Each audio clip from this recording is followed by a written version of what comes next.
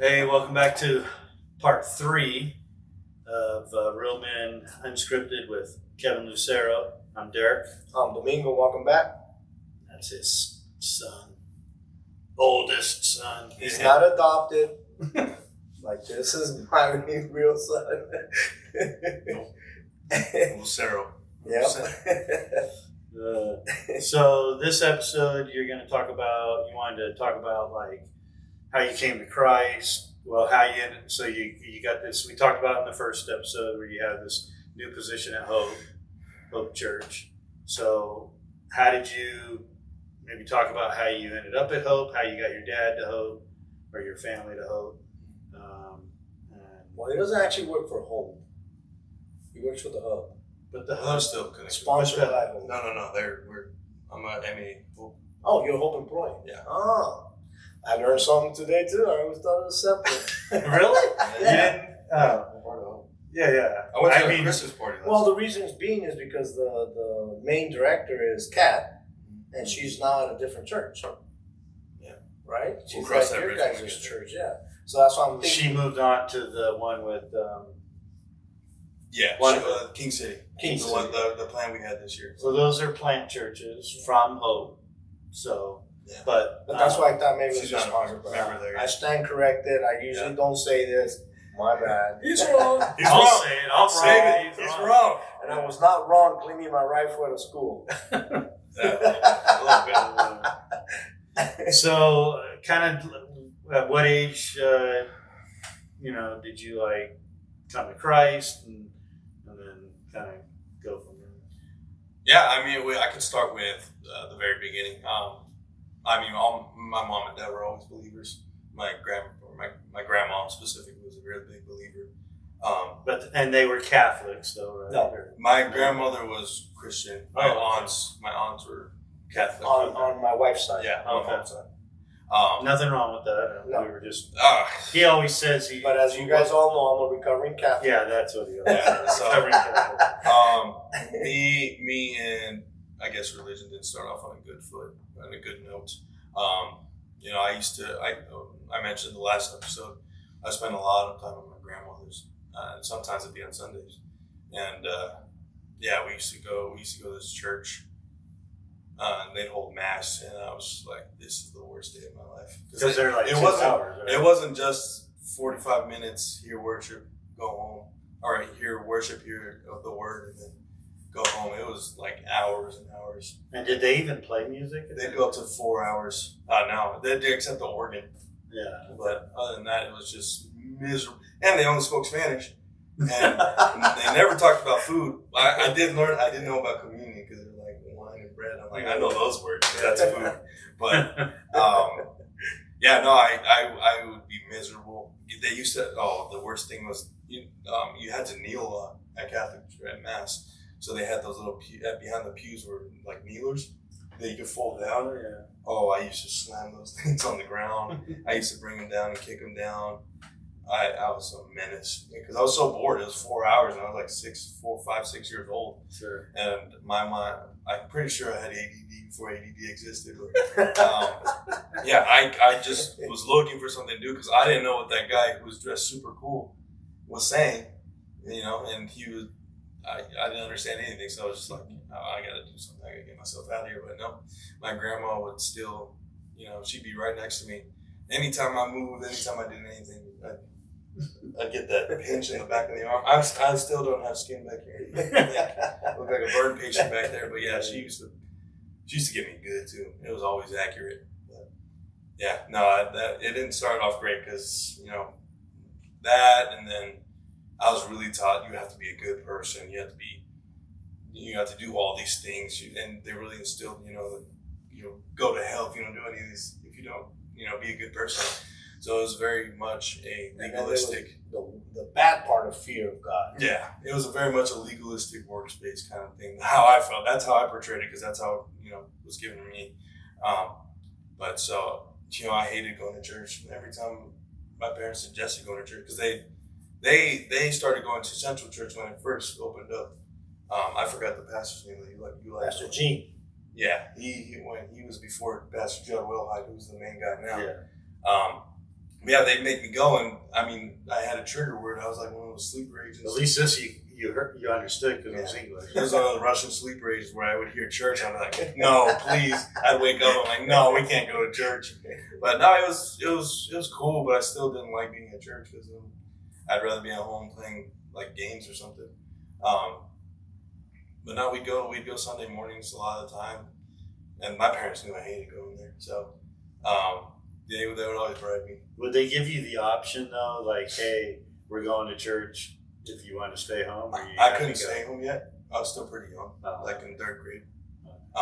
So it was a mandatory. But I go to the kids class. I was very introverted, so I didn't like being around kids I didn't know. It takes me a while to really warm up to people, and these are all kids that I'd never even heard of, never even seen. And I was kind of just thrown in a room with them when my parents enjoyed main service, and I hated it. But my parents would always bribe me, and it worked every single time. It was a T-bone steak with shrimp from IHOP.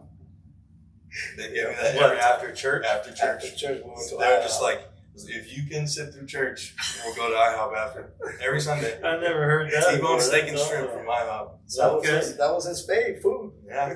No wonder you're. That's why I was so slow. I was 200 pounds, and I was about 150 pounds in 3rd or 4th grade. So yeah, I started. I mean, I went there, didn't pay attention at all, didn't want to be there. I think things started to really switch when I got to high school. No, middle school. That's when you went to the camps. Middle school. Yeah. I mean, you went to the camps for different reasons. That was high school, though. Was it high school? Yeah. No, because I didn't go to the junior camp. That's what happened. No, you did too. No. Because remember the fire chief's daughter? Yeah, but that was middle school. No, that was high school. Hey, folks, obviously Kevin knows what Domingo's all. Anyway, this is how I can't. Doesn't matter. It was one or the other. It was one or the other. Yeah. But you went to like a Bible camp. Is that what we're talking about? Or a football camp. I wasn't sure there. He's like, you went to camp. I went to both. But no, there was this. I grew up with the same people. We go to the same church, and I actually started to recognize people in my middle school. And they were very, very into what we called fuse groups, which was our middle school. Fuse was our, what's it called? Young adults, like middle school, high school. That's what they called the groups, was fuse. So you could tell fuse students, they were very, very outgoing. They take all the I remember there was something called to write love on the arms. So they would just go around writing love everywhere. And they were just weird people. I thought they were weird. I was like, oh, they're doing too much. I like Jesus, but I was like, they're just like, too much. Because I was so focused on football. And I was just like, nah, I'm going to do my work. Go home, get out of there, go to football and do my thing. But it wasn't until high school to where it wasn't really like where I really focused. And it was when Tebow was playing in the national championship game, and he had that John 3:16 on his face, and I was like, "Oh, this is one of my favorite athletes of all time. It's the greatest thing ever." And he's showing his faith, and one of the biggest games ever every year. So I was like, I looked that up, and I followed him on social media. I was allowed to have social media starting in high school, and he was always posting verses. I would always study him. And there was this one specifically that hit me because in high school I was going through a time where, I was very fearful because I was a quarterback that nobody wanted. I was fighting for my life to get the starting job, so I was going through a lot of struggles because I'm just like, people aren't seeing my worth. I could throw a football better than all these kids, but they were just constantly looking for my replacement every time. So it was a struggle for me in high school. So I had a struggle with identity. So, Tebow just posted one time, he posted Joshua 1:9, and it has become my life verse to this day, where it's like, trust in the Lord with all your heart, and do not be afraid, do not be discouraged, for the Lord your God is with you wherever you go. And that stuck with me every time because I'd be terrified. But I read about that story, and it was God talking to Joshua, who was next in line to take over after Moses had just died, and now he's being tasked with leading the Israelite people into the promised land. And it was a big task. But so it really stuck with me, because I'm like, this is the Lord talking to me now. He's like, don't be afraid. You know, I'm with you no matter what you're going to go through, because you're going to be going through a lot, you know. I got you. I'm right here with you. So that's become my life verse to this very day, because, you know, I mean, God, when I trust God, even though I go through some fearful things, you know, I just know He's there, and it always brings a peace to my heart, peace to my just whole being. And, you know, I can really trust God through whatever I'm going through. So he posted that, and I think I still have those cleats to this day.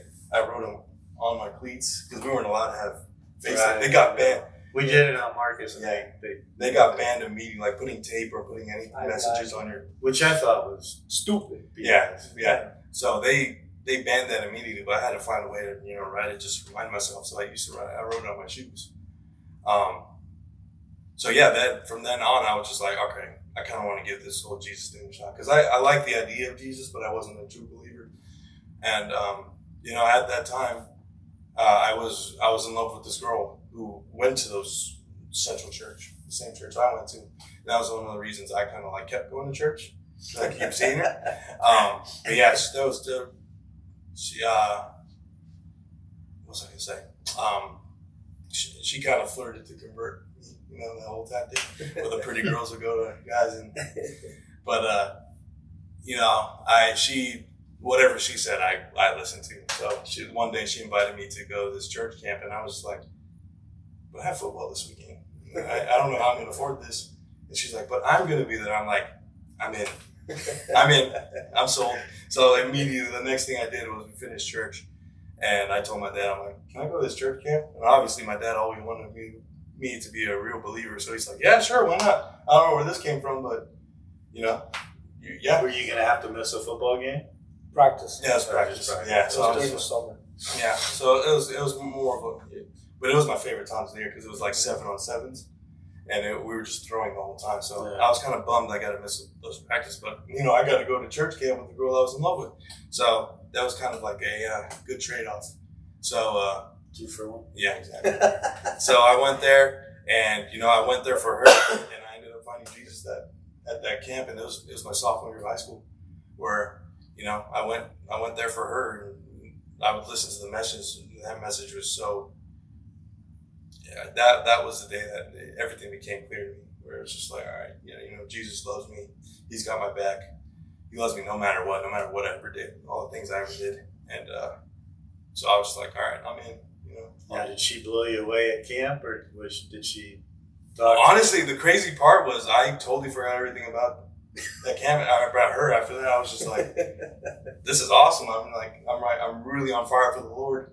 At that moment, obviously, I was still in love with her, but she kind of got put on the back burner, and I was like, oh, Jesus, you know how to get to my heart. He kind of threw her as like a bait, and he's the one carrot. That got me to. Where is she at nowadays, you know?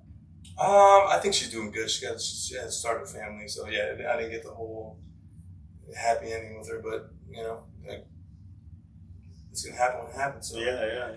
I'm sure that she's doing great. I think they moved to Texas, but yeah, they're doing great. But yeah, so yeah, I gave my life to Christ in my sophomore year of high school. From then on, I was like on fire for the Lord. Didn't know what that meant, but I just go to church every week. You know, I used to be one of those lean back, sit at the back of the sanctuary and just listen to the service. But after that, I was one of those who'd sit up front. I'd be leaning in front, you know, leaning forward, listening to the word. More camps. Yeah, but yeah, I was so bought in, but you know, it came to a point where Central Church likes to cast their wide but very shallow net. They like to catch new believers and really introduce them to being a Christian and Jesus. But to me, it felt like it wasn't. It's a phenomenal church. Love their strategy. I will never talk bad about anything about Central Church, but there was. You wanted more. Yeah, I wanted more. They never went in depth. I mean, you really couldn't, because they were a mega church at that time, to where they had thousands of people. So you really couldn't. He couldn't really dive into the word, because he's lose a lot of people's attention. But you know, they did an incredible thing, but I knew it was time for me to move on. And by that time, by the time I really understood that, I went to college in Reno. So, I went to college in Reno. Was miserable because I'm a homebody. I hated not being at home. So, I don't know who hated it worse, your dad or you, bro. Yeah, we were miserable. Yeah, I was just like, oh, this is crazy. I had my own dorm room, and I wasn't in a dorm. I was in a what's it called? An apartment with student housing. So I was with 4 seniors and me as a freshman. Oh. So I was just like, you know, That smoked dope. yeah. And there was, I can go 3 more episodes if we talk about my experience in Reno, but yeah, this is where I had to deal with. That's my new story. I know my story. I know my story now. But you know, I had to deal with seniors. I was just like, we had nothing in common, you know. But yeah, there I spent 2 years, and I would just watch Central Church online and really. You found a nice church Yeah, there too. hold on. But you know, I really wasn't getting much because you know there's a difference between watching it online and really being in service with your fellow brothers and sisters in Christ. So this was before COVID? Yes, I graduated. I was in I 2014. never even heard of online church until CentralOnline.tv. That was my savior for 2 years at that school. But I finally decided to break out of my shell. I think we had just come back from winter break, and they came up here for whatever reason just to visit me. And we went to this place, probably my favorite breakfast place ever, called Peg's Glorified Ham and Eggs. And they just opened one here about a couple of years ago, and I go there to this day. But they have one. Peg's, that's on Eastern? Yeah, and it was founded in Reno. The original one's in Reno. I think the food was that good. I think good up there. I think it's way better up there. Yeah. I think they kind of missed on the recipes down here, but yeah, going up there was incredible. So we'd eat there, and there was one day where you know our server was talking, and I think she was in college too, but she overheard us talking about me looking for churches, and she was like, "Oh, you should check out Living Stones." Yep. And I was just like, "Okay." It was probably the most popular one. It was right in the middle of downtown Reno. So, you know, I was a little hesitant.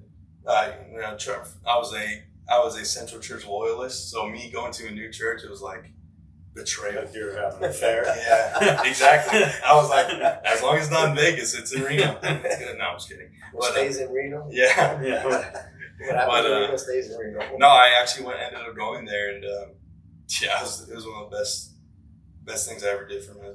Yeah, you almost didn't want to come home. My spiritual journey, because there was this pastor called Nathan Dupree who just knocked my socks off the first service I ever went to.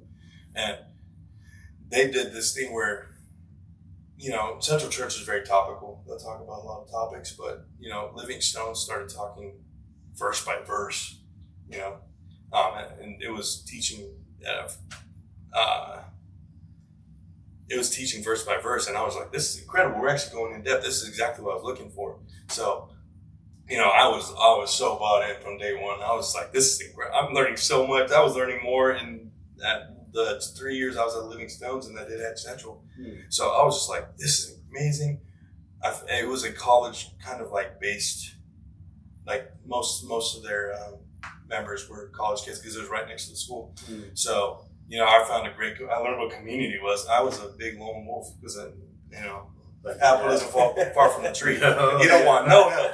But you know, I think God was really pushing me towards community because He knew. I mean, to any new believer, you can't do this by yourself. You got to have community. It's crucial. It's vital to your faith walk. So, I met some great group of guys. I think the one who actually brought me into a small group, Heath Sinceri, just became a pastor over in Reno at that church. So, did you end up seeing that girl at the church that invited you, or like did you like literally meet with her like that first time, or no? She went to a different college. Yeah, she went to a different college. We went our own separate ways, and it was history from there. But yeah, no, I was so bought in that I mean. No, he meant the waitress. Yeah, the waitress that invited you.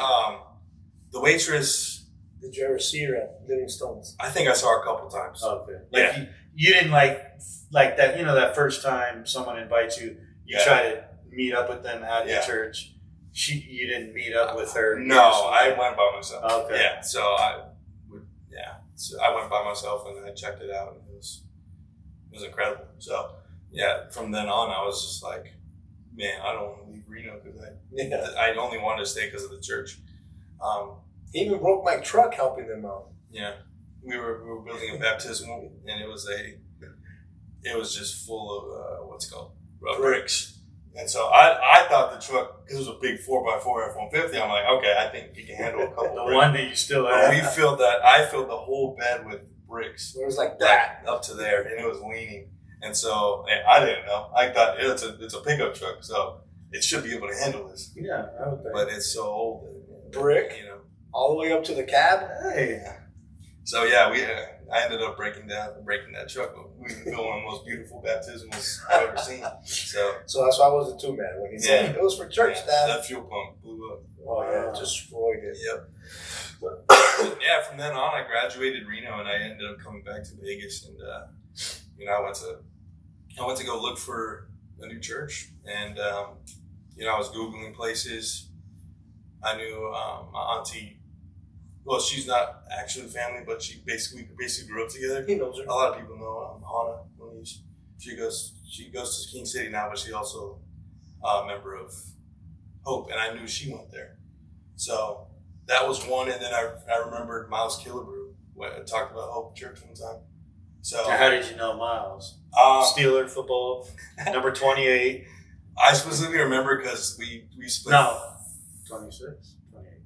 Doesn't matter. He threw a bad pass. No, he did not. I want to meet him one of these days. But you know him?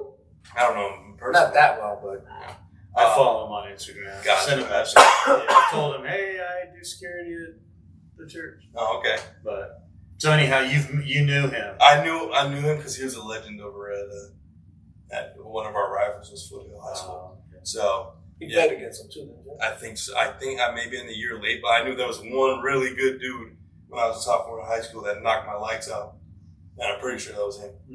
Because we used to run with the quarterback a lot, so I would do the design run, and I just remember getting lit up one time, and I don't remember the rest of the game, but yeah, I'm pretty sure that was him. But, so that's how you ended up at Hope. Yes, and I checked out Hope, learned about Vance Pittman. I mean, obviously he preached the lights out. So, and then from then on,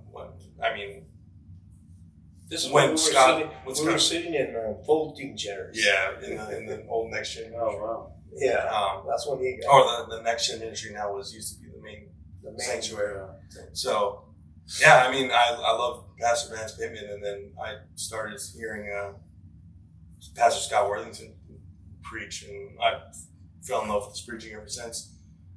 So yeah, that's what helped me stay at Hope Church was, just and they were still preaching. Going to Central. Yes. Central. Yes. All of us besides him. Yeah. But I mean, a lot of people from Central came over and migrated to. Was that because of Patrick, you think, too? I think Patrick's one of them, but a lot of them just... Because he's a community guy. Yeah, I think a lot of people came over because they thought the same thing, where they're just like, they want more. And it's like the 102 version of... Deeper. Yeah, they went deeper, but... I'm not knocking anything about Central again. I one of my people that I love. No, they were one of the... When we came here in 2015 and early 2016, when Tammy came in March, we started looking at churches, and we went there, went to Church LV. Didn't really know about Hope, but it was just, the music was amazing at Central. Yeah, they knocked the lights. But there was so many people that no one other than the greeters talked to you, you know what I mean? Everyone's just getting out of there, and then we ended up at Church LV, and she actually knew someone that lived here that went there. And as soon as she walked in one time, because I was working, they're like, hey, you look like you need help. Oh, I'm looking for someone. And and then boom, you know, and then that's where we started, you know, going until we went to Hope. But I love Hope. But and as soon as we got to Hope, shortly right after that is when the pastor left. Man. Yeah. Oh, the pastor. Yeah, and I loved his, you know, I loved him and Scott's podcasts too. I used to that's right. listen to those. That's kind of what one of the reasons why I got interested in podcasts. That's right. I forgot about that. So then you eventually get your parents or family to try to. Did Heather come? Why do I keep calling her? I was the first one. Oh, okay. I don't even know. Did you invite me? Yeah. Or did I say I was coming? I think, I invited you because they used to, Hope Church. Yeah. Hope Church used to do this thing where they'd invite pastors. I think it was January. They called it a summit thing or something like that, where they'd invite pastors from out of town. But I've always wanted him to hear Pastor Vance Pittman because I mean the way he preaches was just so electric. It gets you off your feet and really going to evangelize right as soon as you finish hearing him speak. So I really wanted him to learn about Vance, and Vance was a big football guy. I know my dad was too, so he's a big sports guy. So I'm sure my dad would have loved. Or he did love Vance at the moment I brought him. But I think the first time I brought him was when Dr. Brian Ritz, who used to come here all the time. He did that first summit thing, and he was an incredible pastor. He still is to this day. I think he held 2 or 3 sermons that day, or they did it over 3 days. And I saw him the first day, and I'm like, okay, I gotta get my whole family in here to help listen to this guy, and that'll maybe be like the catalyst to introducing them to Vance and Scott and really getting them into what's it called? Really diving deeper into the Christian faith by getting into community, really diving into the Word, things of that sort. So I invited everyone I could. My dad bought it. Were you surprised when your dad told you, "Hey, I'm going to be going to this meeting at Patrick's house," or did he even tell you about it? Like, "Hey, I'm going to go to this veterans thing"? I thought it was incredible.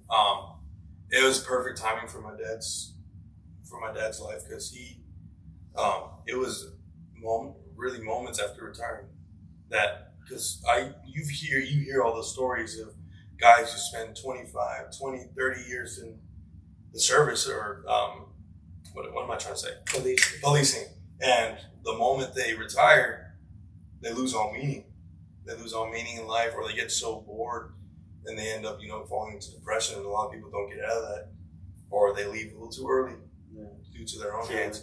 Yeah. So usually within 3 years. I really kind of my dad would hop into Hope Church, but I really wanted to get him in there and really get him invested into community and getting involved with other people. And so I'm forever thankful that, Patrick is so devoted to getting community started because, I was scared he was never going to find him because, like I said, he was a lone wolf. He wanted to do things on his own. He wanted to have a relationship with Jesus by himself. That was personal. But I knew, that didn't work personally. It never worked for me. You got to have people. So I got to thank you because that's how I met your dad. But he actually took veterans. He took the initiative. I didn't even know about the whole veterans group, but he took the initiative and went by himself. So that's why I met this guy, and now we're in. That's to this day. His rest now we're like this. Yeah. So yes, community works, folks. Community works. Prime example right here. All right, it's story time. About that time. 30 minutes already. I don't even know which one he's going to use. But. It'll be a quick story, but it's probably one of the scariest moments of my life. It's the most terrifying moments of my life. Because I was a freshman. I was a freshman in college, and we talked about how all 3 of my roommates are massive pot smokers. Really? And they were on the football team? No. I wasn't even just they were just normal students. Oh, okay. But I was in student housing, so they were just massive pot, to the point where you'd open the door, there'd be a cloud, like a 2-foot cloud above the ceiling. And I hated it. I hated the smell of marijuana. I never wanted to do drugs because it smelled so bad to me. And so I would I'd stuff my towels under the door, do everything I can, put breeze and everything. But yeah, all my clothes were. Mind you, we didn't know because he hadn't told us. Yeah, all my clothes were riddled with just the smell of marijuana. And some guy used to clean or dry his marijuana in the dryer. Oh my god! So I didn't know at the time, but I got used to the smell of marijuana because it was always so potent and present that I guess I just got used to it. I was like, you know what? I have a whole year with these guys. I might as well just suck it up. So I spent all my time outside as much as I could, but I had to be inside sometimes to sleep. So there was one time, I think it was my first time going back home. I went home every summer and winter break. So there was a winter break where I'm just not even thinking of packing up clothes to take back for 2 weeks. So I just pack the luggage. So I get all my stuff, and then I get home, do my thing. And for some reason, my dad gets in my luggage first, and he opens it up, and just a massive, aroma Stench. of marijuana comes out from my luggage. Woo! I remember. I think last episode I talked about he used to get so angry, he had red in his eyes. Yeah. That was one of those moments. I thought I was dead at that time. I'm like, I'm not the one doing this. No, I didn't smoke. I never smoked. I hate smoking. I had to fend for my life because I thought I was going to die that day. Because we're no drugs at all policy at the whole Lucero household. So yeah, I got home and I didn't think anything of it because I got used to the smell. But yeah, my dad was like, "What's that smell?" And then he opened it up and he's like, "That's marijuana." Yeah, he came right from you could hear the footsteps. I'm like, "Oh, I'm dead. I'm dead." So And you believed him right away? Oh yeah. I built up a good rapport with my dad. So it was just amazing. That was the closest But thing. did you say you didn't tell me that you were living with this? Or anything? I didn't ask you why you didn't tell me. I know I went up there. Yeah, I got used to it. Oh, you went up there after that? I went up there and I talked to them afterwards. Yeah.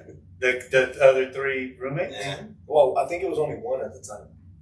I don't know what the other There was one And who you let them know that they're not going this is going to stop right here, right now. to. I mean, was it legal at that point? No, it wasn't. Everyone was doing it. No one got in trouble. 2013, 14, 15. No. I mean, it was legal in California back then, but I don't know about Nevada. It don't matter to me. I'm still a cop. It's illegal federal. In his mind, it's illegal. Yeah, So that's you thought what he I was mean. going to kill you once Oh you yeah, got he out. thought I was in the middle of Narcos. We're going to take them out of Season Reno. 1. Yeah, You were going to take him out because Hell of that? yeah. because of the marijuana. And you said, don't take me I was just like, I'm not doing it. I all I can do is pinky promise. You have to do my pinky promise. But yeah, I'm not the one smoking. It's just there's just so much smoke in the air that I'll probably have black lung. Could you couldn't have went to someone at the school and said, hey, Yeah, but he wasn't a All the snitch. administrators are smoking too. He Everyone's wasn't smoking. a It's snitch college. though either, though. I was just like, you know what? It's oh, you didn't teach him that he should be a snitch? No, No, man. no. Oh, what? My wife was famous saying that snitches get stitches. She would always tell, even to this day, she tells our little nephews and nieces, hey, don't snitch. They'll get stitches. But then if you're a snitch, you can't do your job. Yeah, but like I said, that's I all. used to tell my kids all the time, you better tell the right thing. Yeah, no, I was one of those nonchalant guys where it's like, if it's not physically hurting me, yeah, I hate the smell, but it's just like, this is college. I was expecting it. I took it as nonchalant as I could, so yeah. And I mean, he didn't have to tell me because I knew like his friends. He didn't have to tell me. I knew Yeah, he who was a drug dealer, who was a user. I mean, they have better trucks than me in their parking lot. Come on. I'm like, oh, and then they don't go to class, stuff like that. So it's like, But in Reno, you didn't know that. no, we didn't know anything because he wasn't really telling us anything. Right. Yeah. The good part was I almost had a little business going. Not the drug use, but my Drug roommates selling. my roommates would come to me and they'd be like, dude, I'll give you $40 if you drive me around the corner. I'm like, sure, let's go. So I'd use that car because they didn't know, but they're intoxicated or they'd be high off their butt. And I was like, dude, you could walk 2 minutes to that house. Like, dude, I'll give you $40. Just take me to the house. And I'm like, all right, I'll just drop you off. There you go. I don't care. But when you got up there, It did bite me in the butt because one day threw up all over the back of my truck. My truck? When you went back up there and had a talk with them and said this is gonna, did it stop or? Yeah, it was a nice conversation. Yes, it was. They didn't stop. I mean, I told them to, and he told us for like a month they smoked outside, but then they were just like, "Ah, this is stupid." So it's just and he didn't tell us that. And they were already like they were graduating. Yeah, they they were were about to graduate, so they didn't care. So you just made sure you picked a better. Did you go there your sophomore year too? I stayed the same. All 4 years. So did you pick a different? I didn't really they, pick, but they rent the rooms. You don't know who you're gonna get. Were they smoking weed? The next group or the next group? No, they were all clean after that. No, there was one. I mean, they were They all smoked marijuana, but not like the first group. Yeah. That first group was terrible. I actually had built some lifelong friends in my last group. So yeah, it was cool. Yeah, Marcus and Morgan, they would. Sometimes I'd come home because we were cutting down marijuana stuff, and my clothes would be on the deck, but the house would smell a little bit.